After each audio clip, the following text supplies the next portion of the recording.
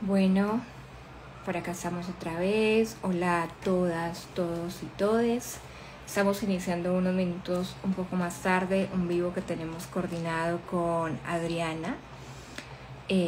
Vamos a estar hablando sobre terapia ocupacional, ajustes en el ámbito educativo y en el ámbito laboral para adultos neurodivergentes. Acá está Adri, la voy a invitar y voy a empezar a contarles para quienes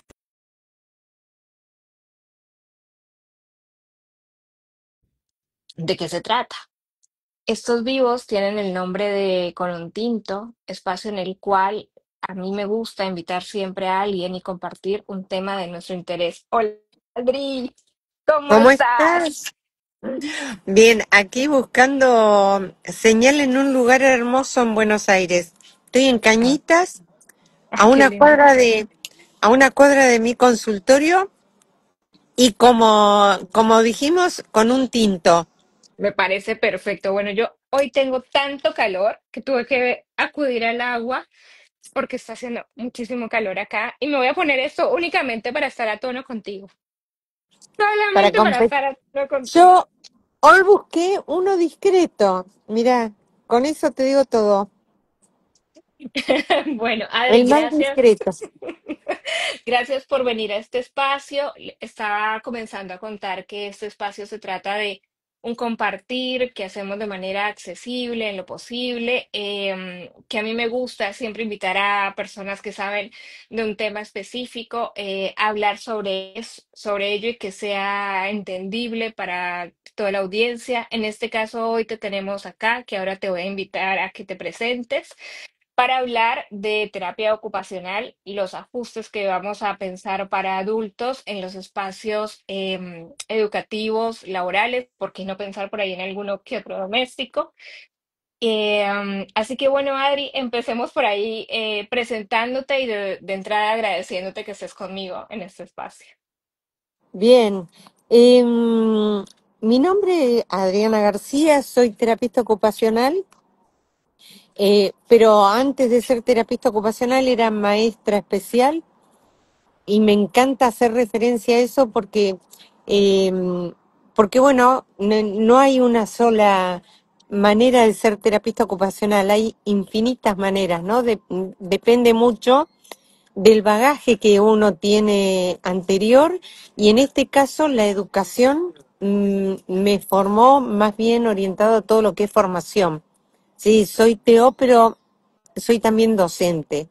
Entonces, toda la vida me dediqué a autismo niños y estos últimos años a autismo en adultos en la parte de investigación. Perfecto. Dentro del mundo de la terapia ocupacional, Adri, ¿qué es lo que más te gusta? ¿O has ido cambiando y migrando con los años?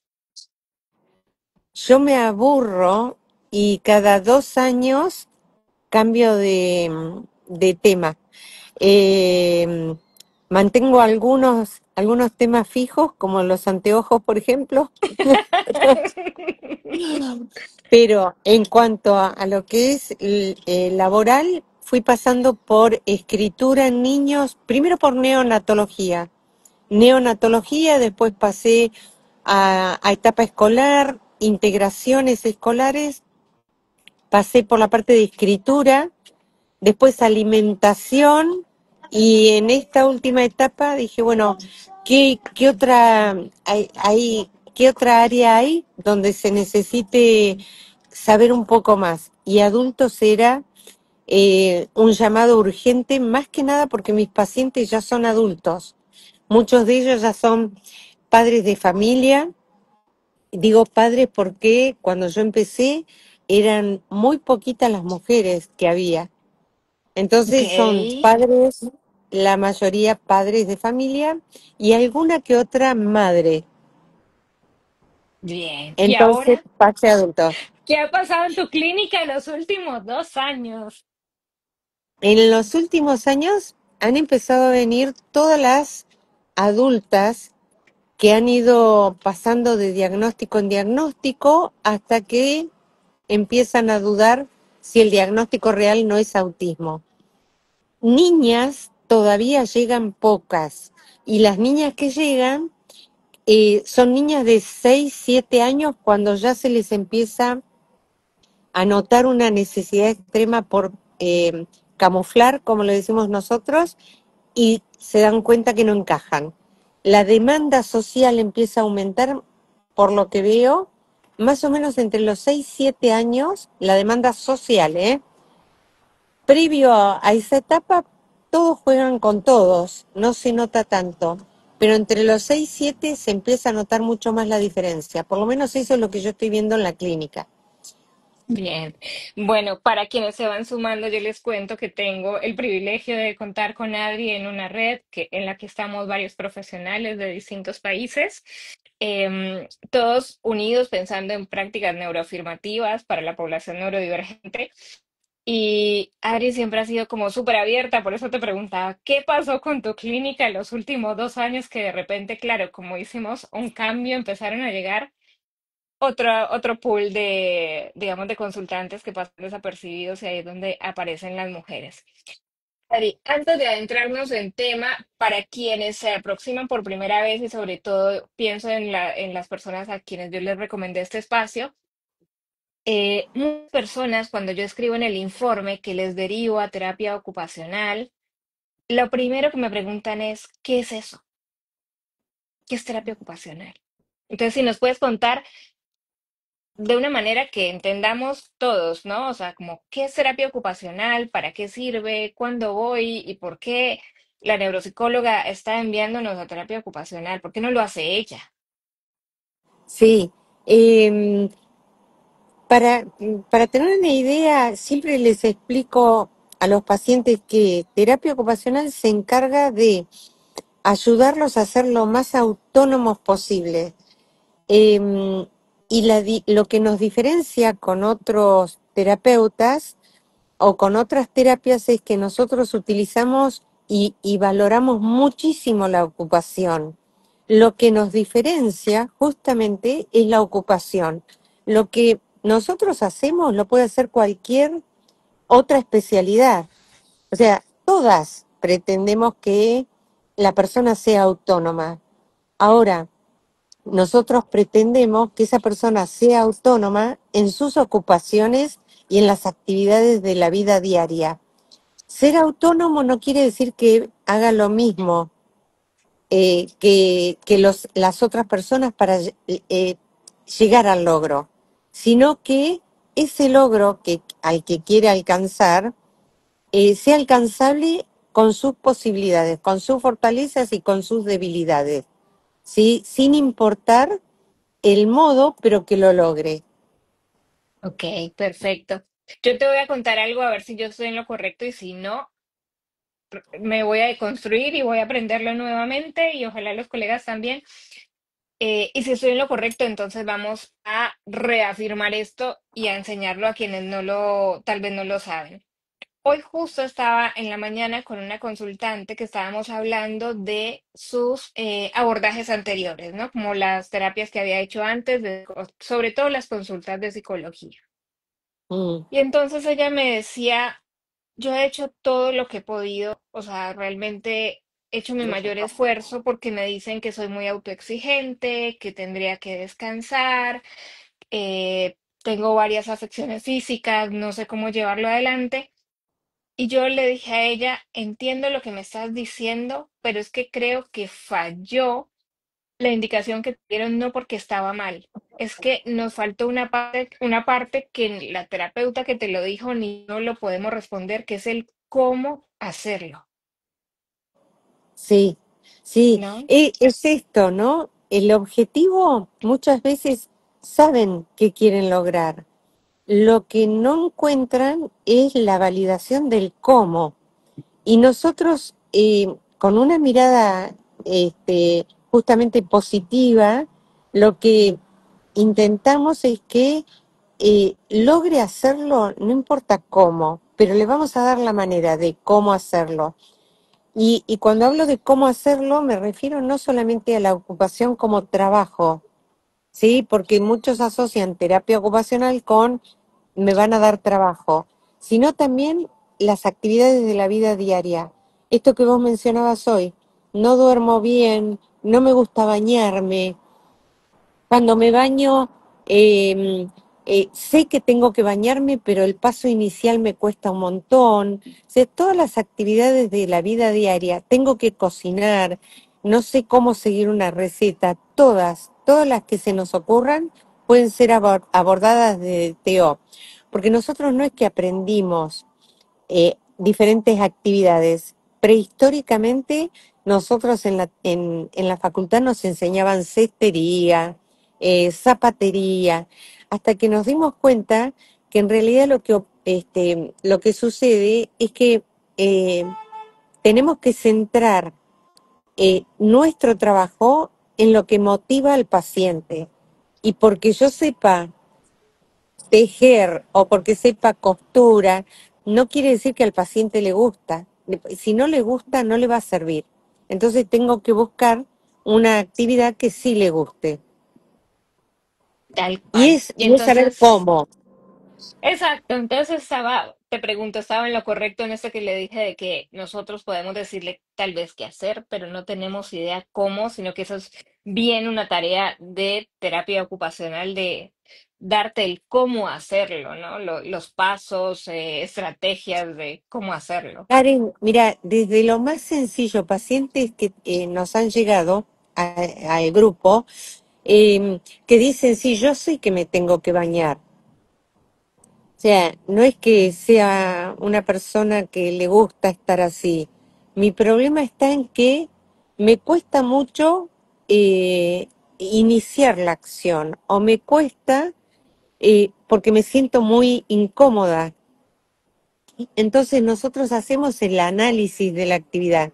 ¿Qué implica bañarse? Implica millones de pasos. Implica Muchos. implica estar en un espacio físico y pasar a otro diferente. Pasar de un lugar donde a lo mejor hay luz natural a un lugar donde hay luz artificial. Pasar de un lugar seco, un medio seco, a un medio húmedo. Utilizar jabones que tienen fragancias. Utilizar una toalla que raspa para la sensación táctil de la persona. Entonces, cuando nosotros hacemos ese análisis y empezamos a hacer las diferentes, incluso hasta el equilibrio, fíjate que vos te vas a bañar y si la persona tiene vértigo, es probable que no se haya dado cuenta que para lavarse la cabeza no puede hacerlo inclinando la cabeza hacia atrás o inclinando la cabeza hacia adelante.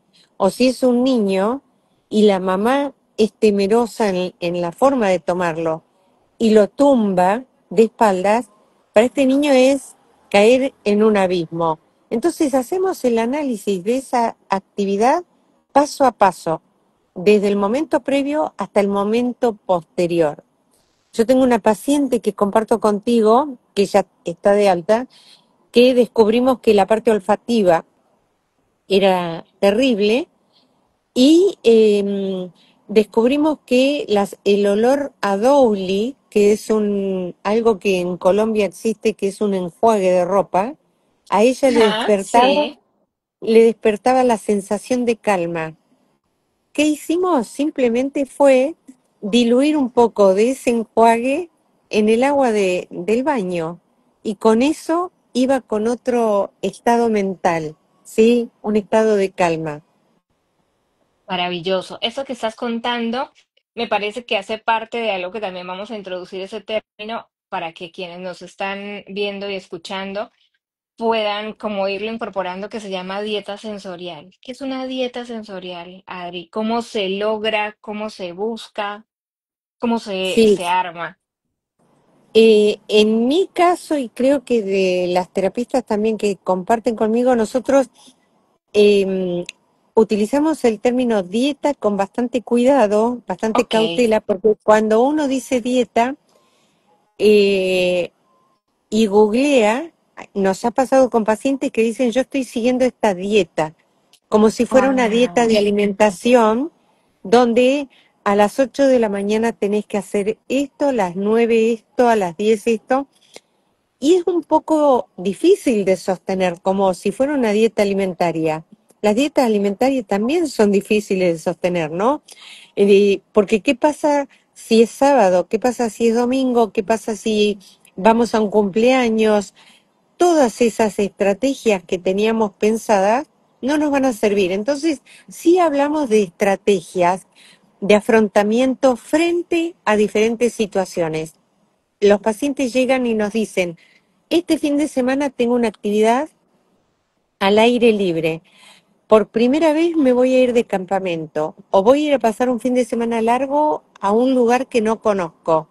Bueno, armemos las estrategias que te pueden ayudar a afrontar mejor ese momento con el menor grado de estrés posible y que puedas obtener el mayor disfrute que pudiéramos encontrar. Entonces, lo que le proponemos es, bueno, ¿en qué viajas? ¿En auto o en avión, en lo que sea? Bueno, para viajar en auto podemos hacer esto. Si viajas en avión, esto. ¿Estás acostumbrado a viajar en avión? ¿No estás acostumbrado? ¿Te parece que veamos videos? O sea, todo lo que es como si fuera un simulacro, ¿no? Un acting de la situación para que la persona, al momento de estar ahí, esté de una manera relajada. Yo esta semana, por ejemplo, estuve trabajando con un joven que va a hacer una presentación en un concurso de diseño. Entonces, bueno, estamos hace una semana practicando los imponderables que pueden aparecer en una presentación, ¿no? Un profesor que te quiere sacar de quicio, el otro que te quiere ayudar, preguntas extrañas que puedan surgir, eh, olores que pueden presentarse en ese espacio, ruidos que pueden presentarse. Y de esa manera, esta persona va a tener estrategias que lo puedan ayudar a terminar esta actividad de una manera exitosa. O sea, yo les soy bastante de alentarlos, ¿no? Yo les aseguro que van a tener un éxito porque total la vida después se encarga de bajarnos cuando no es posible, pero sí trato que agote los escenarios, ¿no? Con olores, texturas, em, todo lo que se puede cruzar en el camino. Tal cual, tal cual. Y en este punto pensaba en lo siguiente, ¿no? Yo lo traduzco como para mis palabras, para llevarlo también a tu área.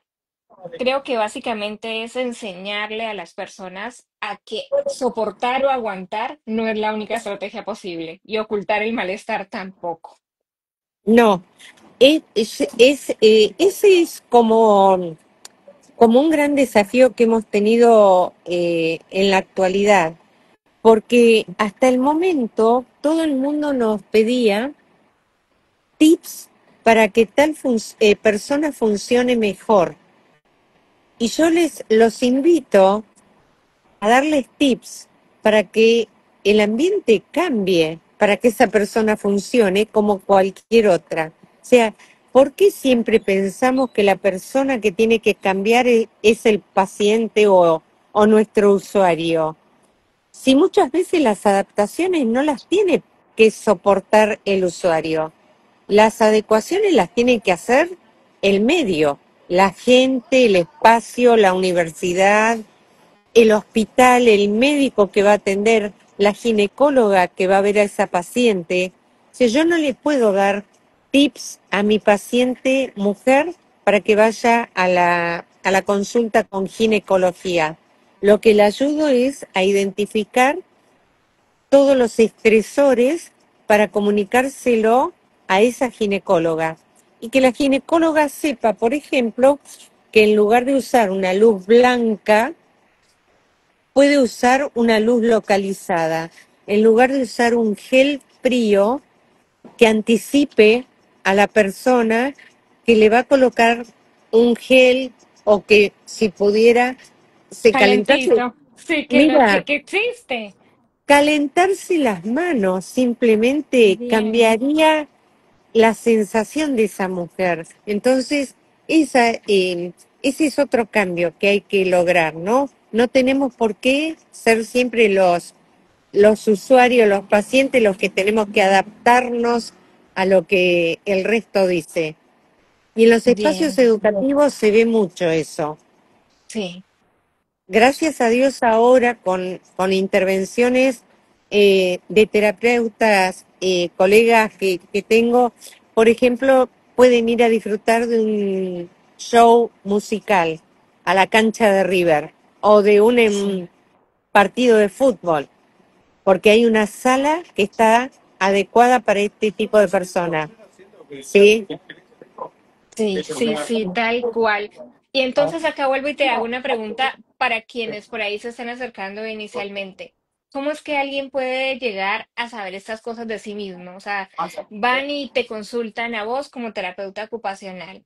Vos, ¿cómo, o sea, cuáles son los métodos, una evaluación, verlo presencial? O sea, ¿cómo es que te das cuenta y esa persona se da cuenta de qué es lo que le molesta? Porque yo lo que encuentro muchas veces es que, te doy un ejemplo, les digo, yo creo que te molesta el sonido. Dicen, no, no, no, yo no tengo ningún problema con el sonido. Empiezan a usar reductores de sonido y dicen, wow, llegué al final del día mucho menos irritable. Yo no sabía que Sí. tenía sensibilidad al sonido. Hay un montón de evaluaciones que nosotros hacemos. Una es la de procesamiento sensorial. Siempre pido que no, a ver, está como sobrevalorada la evaluación de procesamiento sensorial, porque no es la única. Hay muchas evaluaciones que tenemos que hacer. Una es la de procesamiento sensorial, otra evaluación es la de interocepción. Me encanta, esa yo creo que es mi favorita en este momento. La interocepción, sobre todo con adultos, es fundamental. Otra evaluación es la de coordinación. ¿Cuántas personas que son neurodivergentes tienen problemas en coordinación? Otra evaluación que he empezado ahora, estoy empezando, es la de una escala de fibromialgia y de fatiga crónica, porque también hay muchos pacientes adultos que refieren tener problemas musculares, problemas de fatiga, entonces esa escala. Pero la de procesamiento sensorial es una de las que aplicamos justamente para hacer estos ajustes en el ambiente que te estaba mencionando. Ahora, ¿la puede hacer cualquier terapeuta? La puede hacer cualquier terapeuta. La puede eh, leer cualquier terapeuta. No, no. O sea, la lectura que hacemos en terapia ocupacional es diferente porque nosotros estamos cumpliendo al pie de la letra el motivo o la función de la prueba, que es evaluar el procesamiento sensorial en función de la ocupación, en función de la vida diaria. Entonces, esta capacidad de asociar procesamiento con ocupación únicamente la podemos hacer desde terapia ocupacional formado en integración sensorial. A mí me da un poco como de miedito cuando leo en los grupos, ¿quién sabe, quién se dedica a tomar perfil sensorial? Y hay muchas manitos levantadas y veo que por ahí no tienen la formación en integración sensorial, no hacen la interpretación correcta después del perfil, y entonces es perder el tiempo, es ser numérico, cuantitativo, es decir, puntuó 10 acá, 5 acá, ¿sí? No es la función para lo que fue pensado ese cuestionario. Bien, perfecto. Y acá aprovecho para hacer una pregunta de algo real que a mí me ha pasado un montón de veces, porque lo traen mis consultantes. Resulta que hay muy pocos terapeutas ocupacionales formados, aparte de integración sensorial, en adultos. Entonces, o sea, me he encontrado acompañando a muchos consultantes diciéndome, Karen, me hicieron unas escalas, pero esas escalas eran para infancias y me sentí Sí, supremamente mal. porque aparte me dieron estrategias de cosas que no tengo ni idea cómo hacerlas. Entonces, gasté un montón de plata, hice el perfil sensorial, pero no me sirvió para nada porque no entiendo aún qué tengo que hacer ni cómo, volviendo al cómo, ¿no? ¿Cómo tengo que hacerlo? Sí, es muy común que intenten traspolar lo que uno sabe de pediatría a la vida adulta sin considerar la vida adulta como tal, ¿no? Es muy diferente y sobre todo los perfiles son muchos, no hay un perfil. Hay un perfil que puede contestar el paciente, hay un perfil que puede contestar la pareja, el acompañante o el par del adulto sobre ese mismo adulto. Hay un perfil que podés evaluar cómo es ese adulto manejando, conduciendo. Hay otro perfil que es para ver cómo funciona ese adolescente en la clase de tal o cual. Entonces, son muchos los perfiles y hay que saber después dónde volcar esos resultados, porque no se vuelcan en una hoja igual que la del niño. No es un niño. Los resultados van a ser erróneos, ¿sí?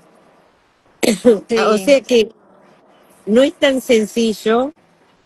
Tampoco es magia, eh, pero sí hay que manejar ciertos conceptos, ¿sí? La vida adulta se va a presentar en ambientes totalmente diferentes al del niño. Tal cual. Y Y, aparte creo que hay algo que molesta mucho, ¿no, Adri? Es la infantilización ay, desde sí, una propia práctica neuroafirmativa a un adulto que está consultando. sí, también, fíjate que para niños nosotros tenemos consultorios que están totalmente equipados con hamacas, peloteros. No se puede atender un adulto en ese mismo ambiente. En adultos se hace más otro tipo de terapia o también hacerlo venir semanalmente como hacemos con los niños. Con los adultos se trabaja de otra manera, es más acompañamiento en la vida diaria. Yo, de hecho, en los casos que puedo, voy a la universidad o voy al lugar de trabajo y si no, la persona me tiene que filmar el lugar de trabajo o el lugar donde estudia o su oficina porque necesito saber cómo es sensorialmente ese espacio. Necesito conocer quiénes son los compañeros. No es como el consultorio de pediatría que funciona mucho como laboratorio, muchas veces, donde uno puede recrear situaciones de la vida del niño. En mi consultorio yo no puedo recrear prácticamente ninguna de las situaciones de un adulto, salvo que lo atienda en mi casa y lo invite, por ejemplo, a comer, cocinar, a ir a un restaurante, o puedo decirle, bueno, vas a hacer un viaje, quiero que me filmes todo el viaje. Es tipo coaching de terapia ocupacional.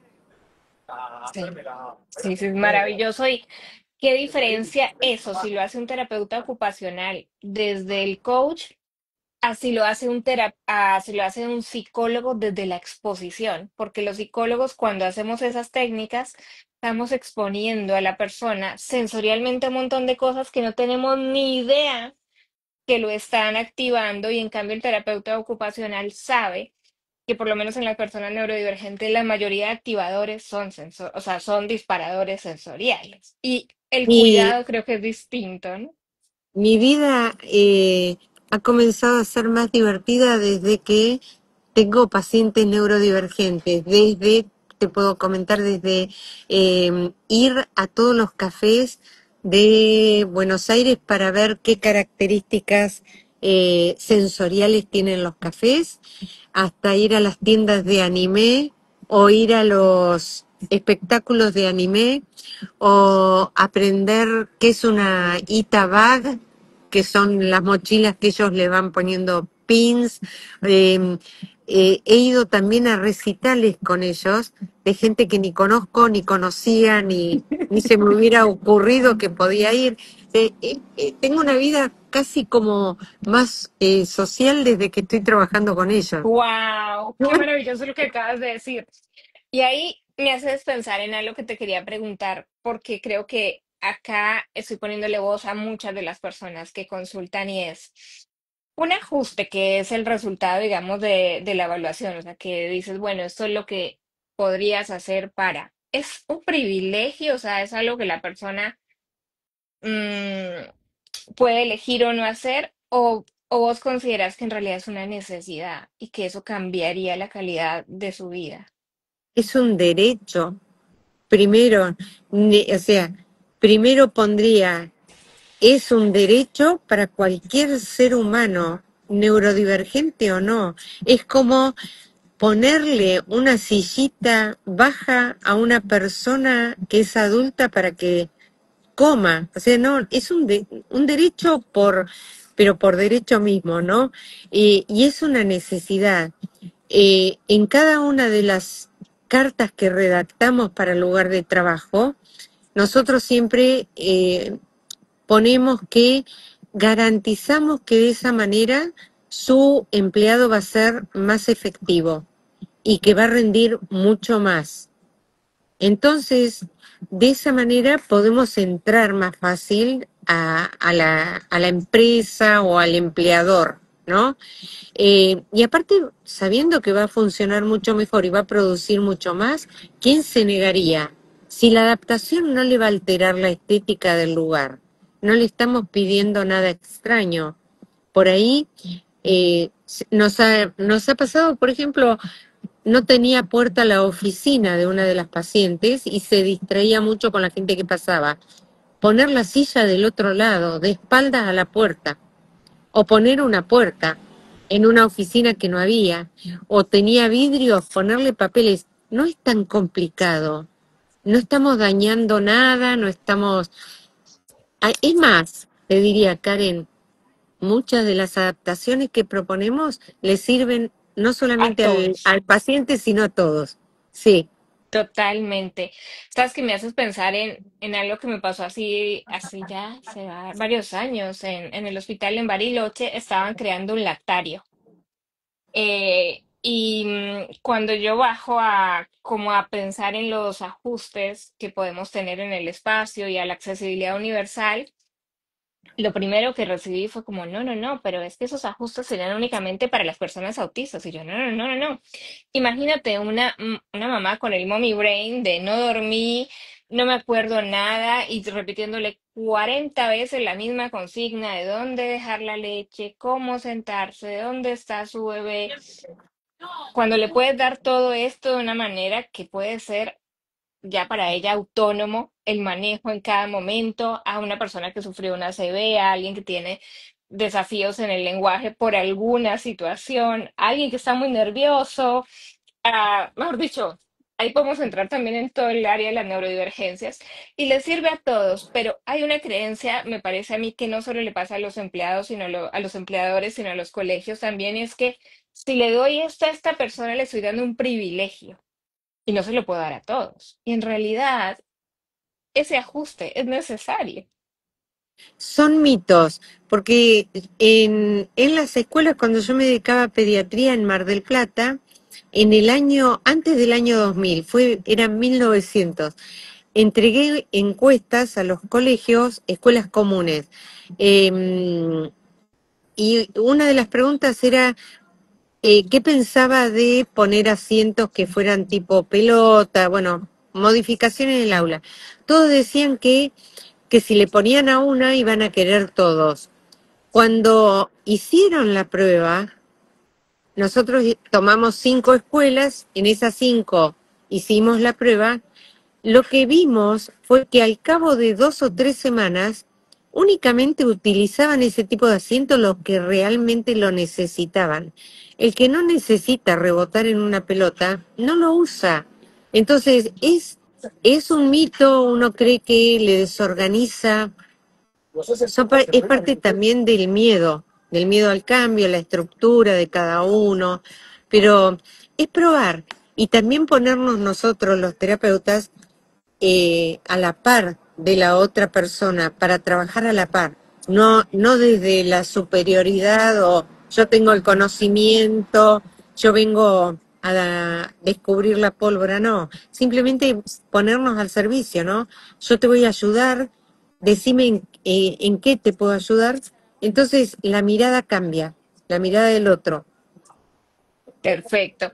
Adri, y acá te quería preguntar, como ya las personas que estamos pensando son adultos, generan muchos ajustes autogenerados.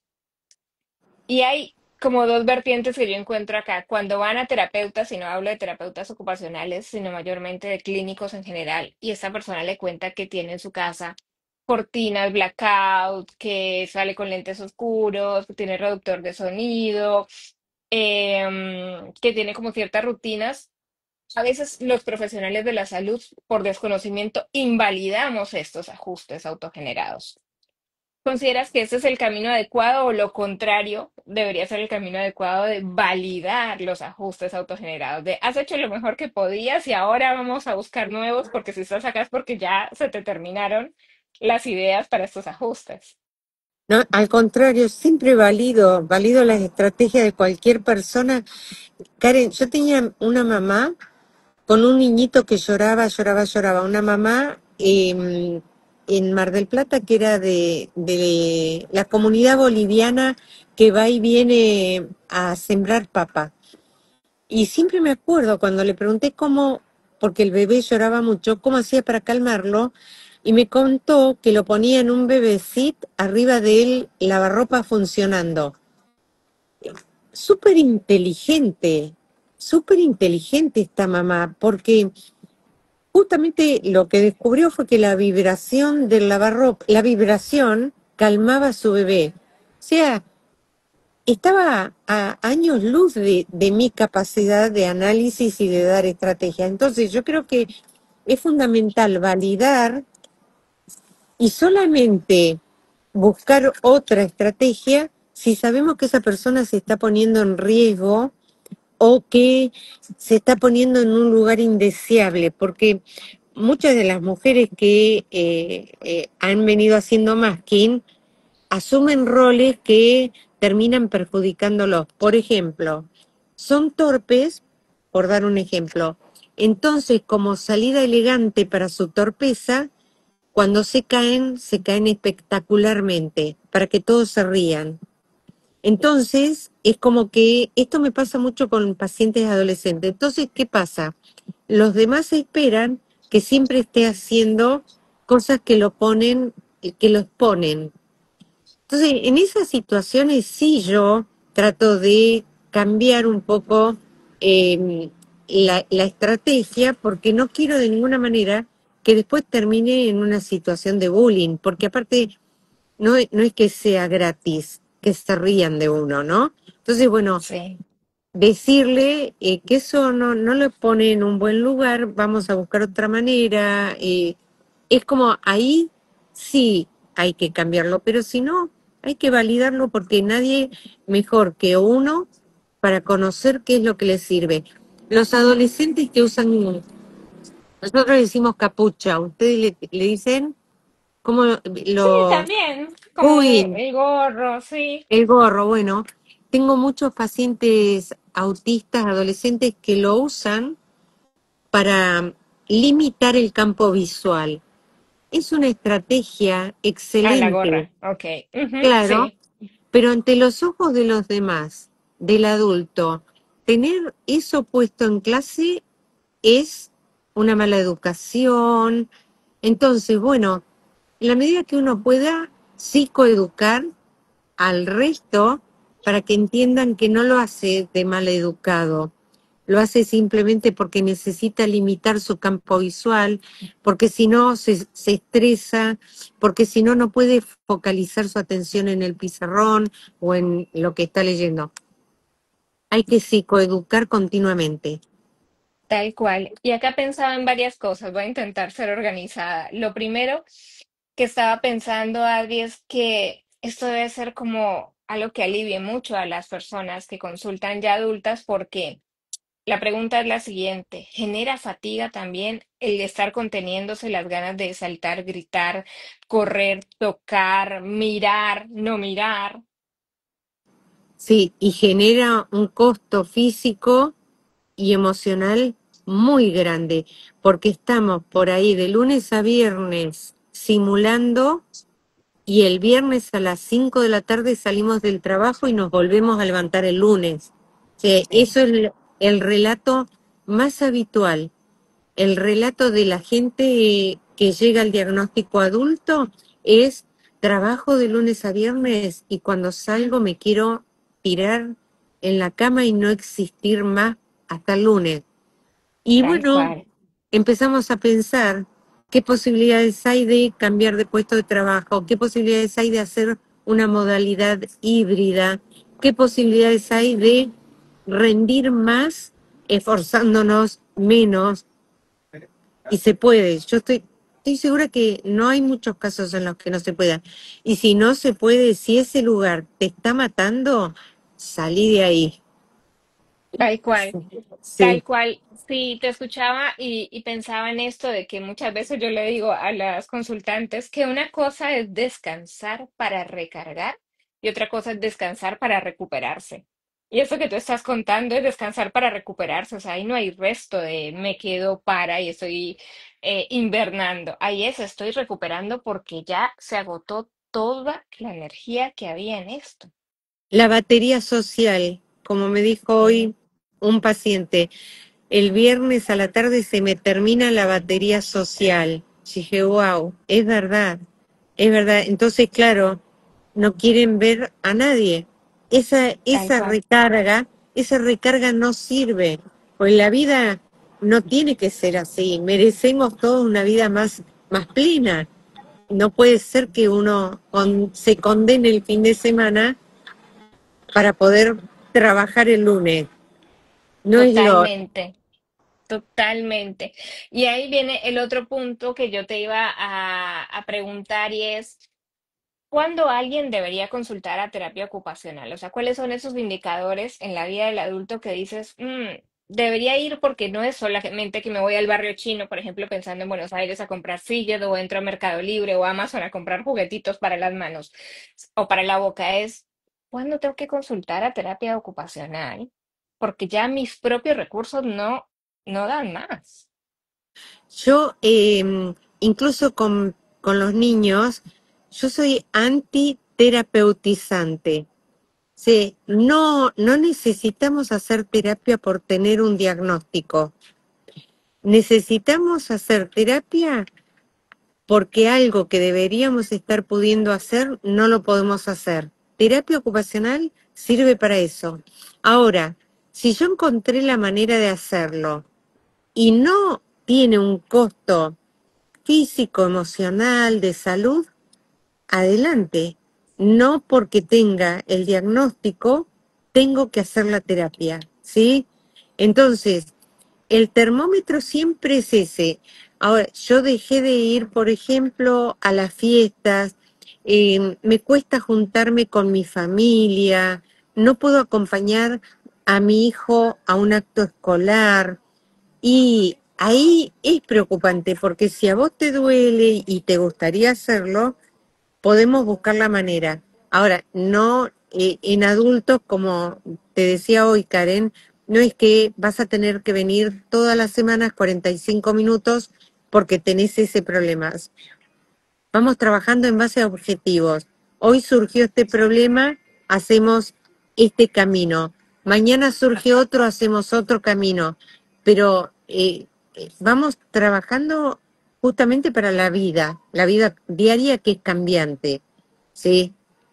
No sé si Bien, y quedó ahí claro, sí, ¿crees? sí, sí, sí. Y ahí incluso te pregunto algo que también me parece válido para aclarar a las personas si es, no, creo yo, y ahí corrígeme cualquier cosa, que no es que uno hace o conoce su perfil sensorial y esto se mantiene estático, sino que cambia a lo largo de la vida, del día, de las circunstancias. Sí, sobre todo cambia del ambiente. O sea, orgánicamente estamos preparados como para funcionar. de cierta manera según el ambiente donde estamos. Entonces, por eso también eh, insisto en que no tenemos que cambiar al paciente, tenemos que cambiar el entorno del paciente, tenemos que cambiar la gente con quien interactúa. No es el enfermo, lo ponemos sino en un lugar de casi condena, ¿no? Sos el diferente, sos el enfermo, sos el que no se adapta. No, no, no, no es tan así. Entonces, em, nuestro procesamiento sensorial incluso, además de cambiar en función al ambiente, por eso no me sirven las estrategias que me dan para el hogar, eh, para utilizar las mismas en el trabajo, por eso no me sirve mientras voy manejando un auto o si voy en una bicicleta, o sea, depende de lo que estoy haciendo.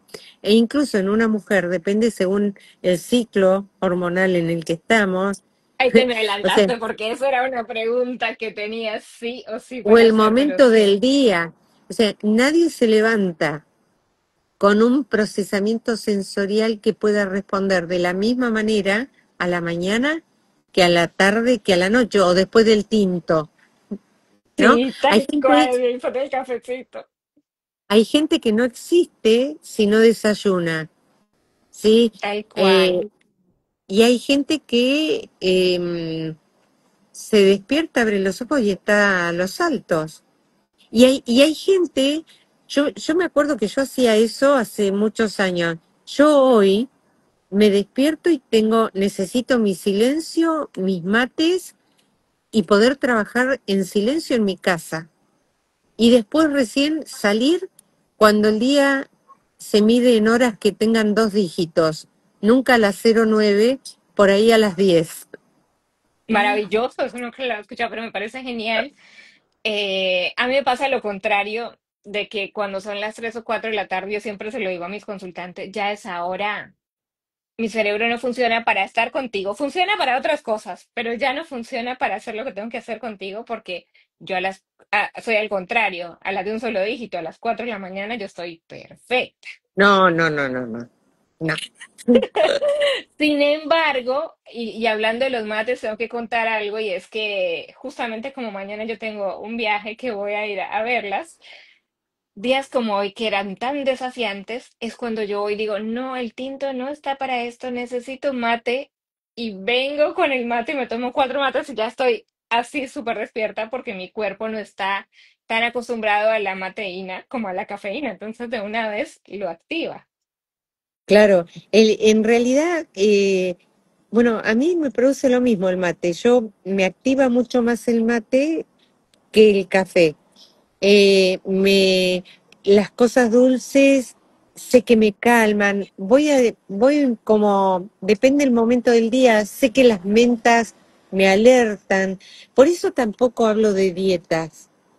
Volviendo, ¿no?, a la Maravilloso. pregunta, Sí, tengo que y con los pacientes hacemos la lista de cosas que nos calman y la lista de cosas que nos que los alteran alertan. habitualmente. Claro, entonces según el momento del día y bueno, vamos sacando de la valija de cosas que calman o de la valija de cosas que alertan.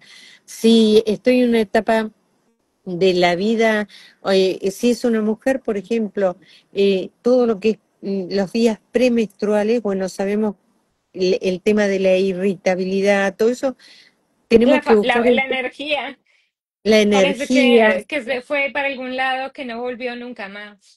Claro, bueno, eh, es jugar un poco con los momentos, ¿no? Tal cual.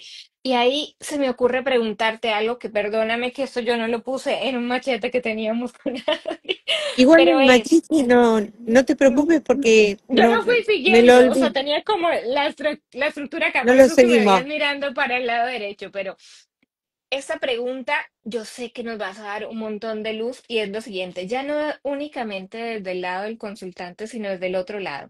Yo creo que como consultantes, los consultantes también no están habituados, ni los terapeutas, a que los terapeutas también tienen un perfil sensorial. Entonces, Ah, ¿por qué te cuento esto? Porque, por ejemplo, tengo acá algo que voy a mostrar. para este ejemplo. Yo estaba tejiendo unas flores que siempre le entrego a las chicas cuando tenemos nuestros encuentros. Y no es que yo me siento una noche y digo, voy a tejer todas las flores para las chicas cuando nos vamos a encontrar. Estoy en medio de tal vez una evaluación esperando un consultante y digo, necesito moverme, pero no me puedo parar porque lo distraigo, saco la aguja y empiezo ahí a tejer. Si el consultante se da cuenta, muchas veces me he planteado, ah, claro, estás tejiendo mientras estás conmigo, qué falta de respeto.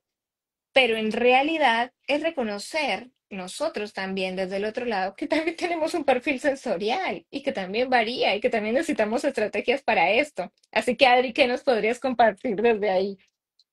Yo monitoreo continuamente lo que el paciente va sintiendo e incluso algo que nos enseñaste vos es preguntarle, ¿te molesta el color de mi ropa? ¿Te molesta que yo Mis cambie? anteojos, yo siempre sufro por eso. Yo también les pregunto, no, al contrario, bueno, me parecen divertidos. Siempre pregunto eso y después empiezo a escanear al paciente. Y en ese escaneo que uno hace, también empieza a pensar lo que puede producir en el otro, por ejemplo, el tono de voz. El tono de voz Total, sí. es terrible lo que puede hacer en un paciente, ¿no? Ser demasiado chillón, utilizar ciertas muletillas o mismo del paciente. ¿Qué me pasa a mí con cuestiones que hace el paciente? Yo tengo pacientes que no abren la cámara. Son códigos por ahí que nos enseñan, bueno, si no abre la cámara es mala educación o esto, lo otro. Pero hay muchos pacientes que soportar la mirada del otro les resulta sumamente difícil. Doloroso, Entonces, sí. esto que antes nos enseñaban cuando a los chiquititos les decíamos, mírame, mírame, te estoy hablando, mírame, que por suerte no lo hacemos más porque sabemos ahora de la carga que tiene para muchos chicos el hecho de sostener la mirada. Con los adultos pasa lo mismo. Hay Tal adultos que cual. están en el... Y yo misma soy de escribir, necesito escribir mientras el paciente me va hablando, anotar con la computadora, porque si no me distraigo.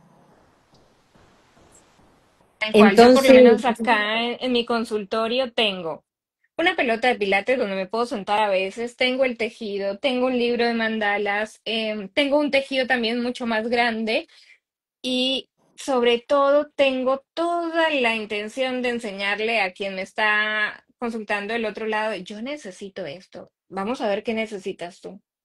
No sí, tenemos ni idea.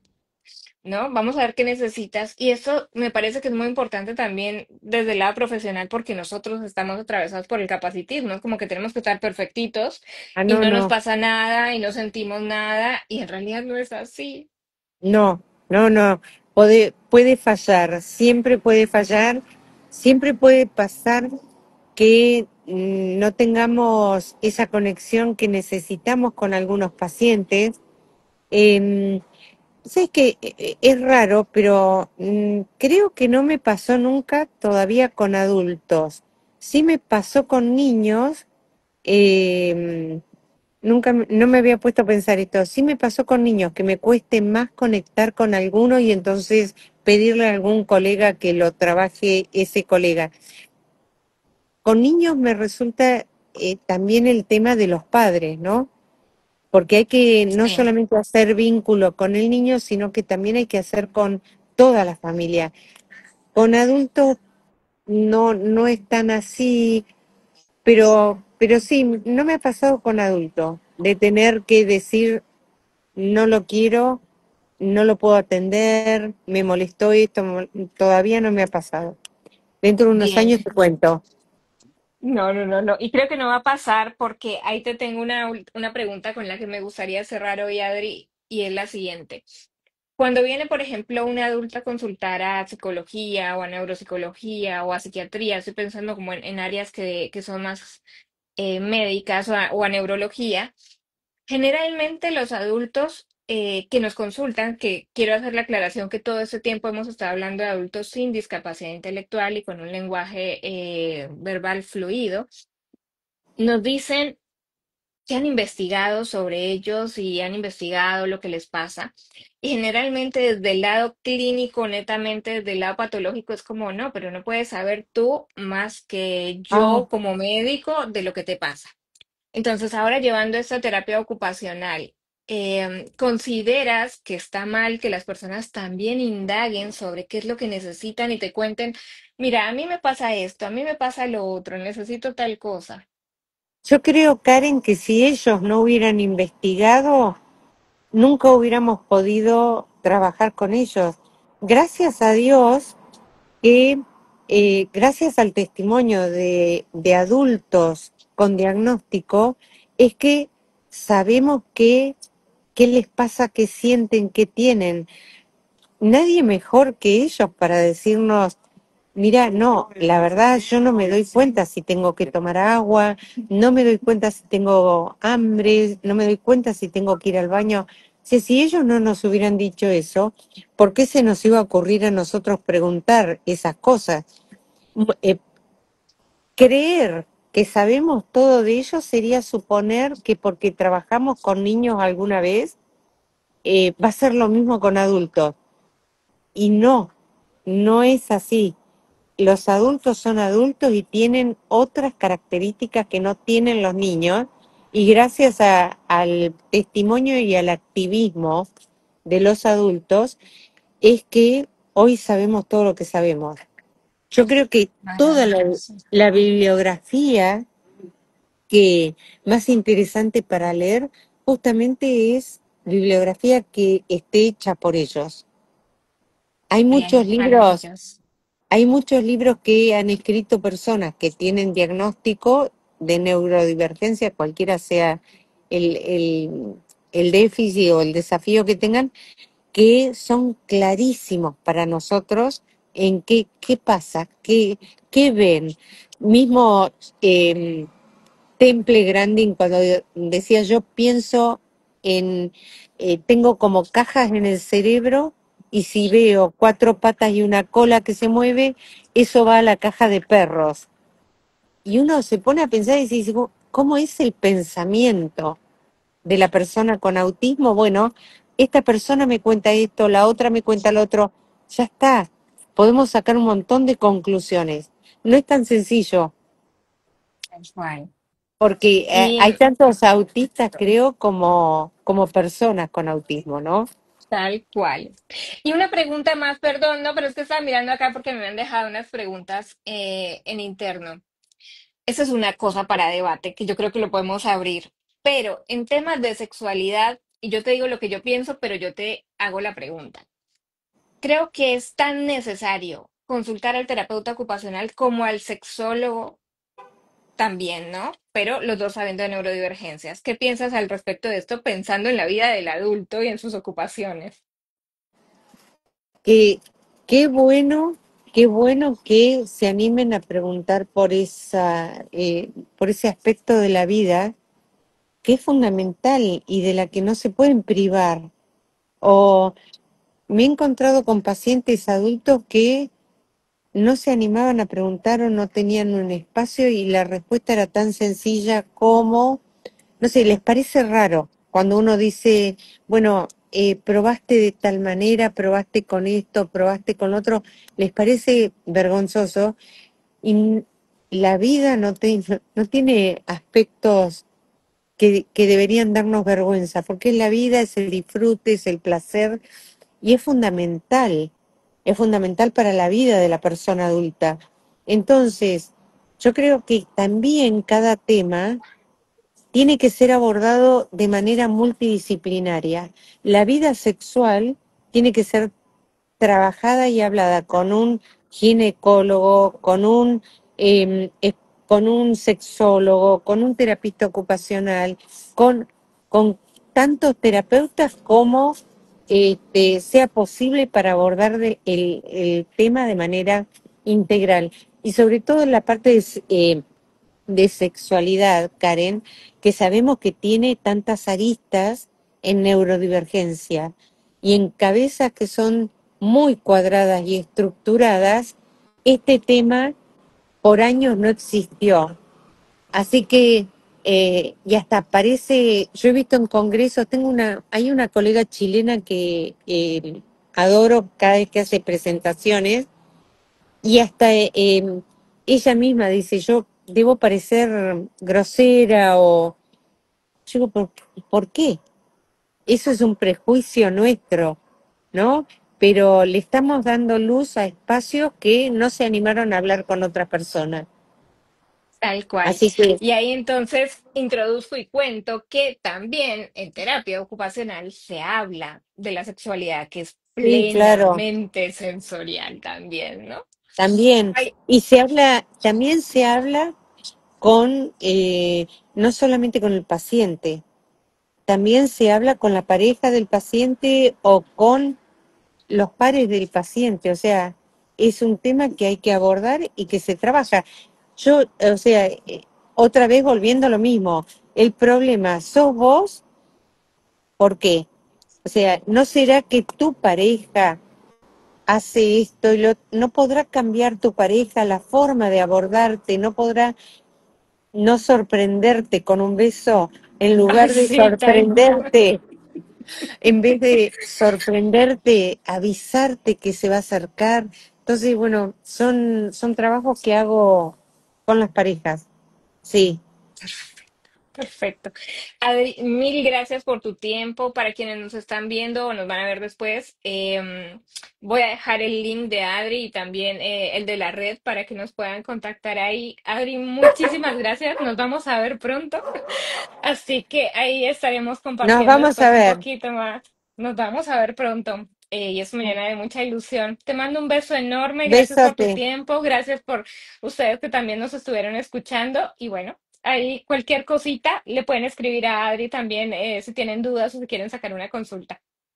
Muchas gracias, Karen. A vos. Un Nos abrazo. vemos. Chao, Chao, chao. chao.